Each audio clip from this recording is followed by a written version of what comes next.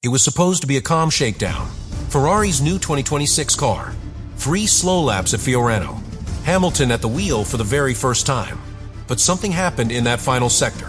The SF-26 rolled into the pit lane in complete silence and never came back out. There was no smoke, no crash, no team radio, and absolutely no footage released of that final lap. Ferrari went quiet, fast. The garage closed.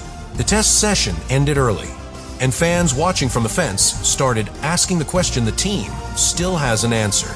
Why did the car stop? Some insiders now believe the system didn't fail. It shut itself down. And if that's true, what happened that morning wasn't an accident. It was a warning. There are moments in Formula One testing that get buried, small stutters, low-speed errors, electrical resets that never reach the press. But this wasn't one of them, because when Lewis Hamilton's Ferrari coasted to the pit lane and didn't return, it wasn't a technical problem. It was an information vacuum, and it happened right in front of people who knew what to look for. The morning at Fiorano had started as expected. The track was damp, the atmosphere relaxed, and the SF-26 looked calm and composed as it rolled out for its first few laps. Hamilton wasn't pushing. He wasn't supposed to. This was an installation run, slow speed, system checks, surface level data collection. Nothing more. But there was a change on the third lap. Observers behind the fencing, photographers, local fans, a few accredited spotters, all noticed the same thing. The engine note faded. Not suddenly, not with drama, just slowly. The hybrid whine dulled into near silence, and the car began to decelerate well before the braking zone. No downshift, no throttle modulation, no noise at all. It was as if the system had chosen to shut itself off. Controlled, quiet, like a device that had received a kill signal. And then, without crossing the start-finish line for a fourth lap, the SF-26 veered into the pit lane. That was the last public moment anyone saw of Hamilton in the car that day. No video from the onboard, no footage of the lap itself. Just one carefully staged clip of him exiting the cockpit, after the fact, in what looked like a pre-recorded media sequence. Ferrari's press release confirmed only this. 3 laps completed, in wet conditions, on demonstration tires, with no further comment. But what stood out wasn't what they said, it was what they left out. No lap times, no mention of shutdown, no reason for ending the run. And for a launch this big, the first hybrid system Ferrari has developed entirely for the 2026 regs with Hamilton behind the wheel. That silence was louder than anything that happened on track. Something changed the moment Hamilton stepped out of the car. Until then, the tone from Ferrari had been confident. Photographers had full visibility. Social media teams were positioned trackside. There were even drones flown by Ferrari themselves, recording every angle of the new car's first run. But within minutes of that final pit entry, the shutters dropped. Literally, the garage closed from the inside, and every visible sign of activity disappeared. Ferrari's live coverage stopped. Team radio went silent, and even the trackside observers, the few still filming from outside the circuit, were asked to stop recording. For a moment that was supposedly just a wet shakedown. It became very clear the team didn't want anyone to see what came next. And this wasn't just about optics. It was about control. Because Ferrari controls every frame of footage that comes out of Fiorano. It's a private circuit. They own the cameras. They own the angles. They decide what gets released and what doesn't. And what didn't get released was the final lap. No full on board, no radio, no reaction from Hamilton, and no footage of the car coasting silently into the pit box. The exact moment everyone had just witnessed in real time. Instead, what followed was a sanitized rollout package. Clean footage of the first lap. B-roll of mechanics pushing the car. Slow-motion shots of Hamilton adjusting his gloves. But nothing from the moment it mattered. Ferrari didn't deny anything. They didn't address the shutdown. They didn't need to. They simply edited the story, cutting it off at the point where questions began. And in Formula One, that kind of silence doesn't hide a failure. It hides a pattern. Here's the part that's quietly starting to worry insiders. The SF-26 didn't stop with a dramatic failure. No plumes of smoke, no mechanical noise, no emergency radio calls. It didn't fail the way F1 cars used to. It simply turned off. And in the 2026 era of power units, that matters more than most people realize. Because these cars aren't just engines anymore, they're intelligent systems. Systems with fail-safes, safety layers, and software logic that can decide mid-lap whether conditions are safe to continue. And once that logic detects something unusual, an energy imbalance, a cooling delay, an unverified voltage pattern, it doesn't wait for the driver. It shuts the system down before something worse happens. And if that's what happened with Hamilton's SF-26, then Ferrari isn't just dealing with a glitch. They're dealing with a logic cascade, a pre-programmed shutdown triggered not by damage, but by uncertainty. The kind of shutdown that says, something's wrong. I can't explain what it is yet, so I'm stopping everything right now. This is no longer a story about hardware. It's about code. Because when you hand control of your hybrid deployment to software, as all teams will have to under the 2026 regulations, you also inherit its unpredictability, especially in a brand new system, built from scratch, without real-world baselines.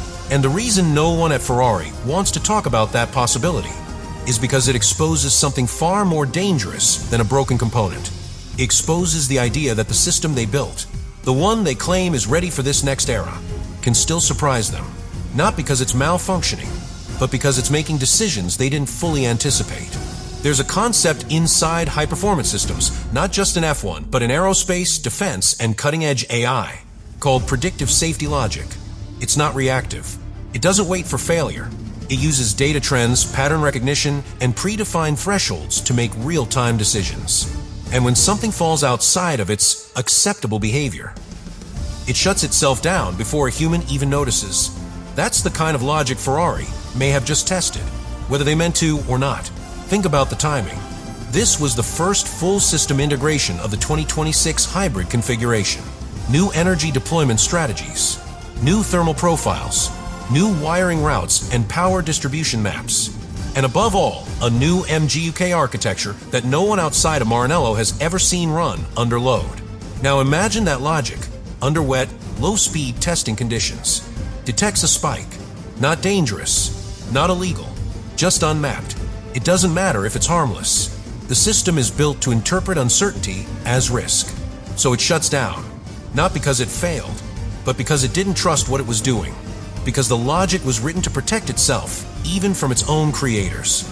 And that's where this gets dangerous for the rest of the grid.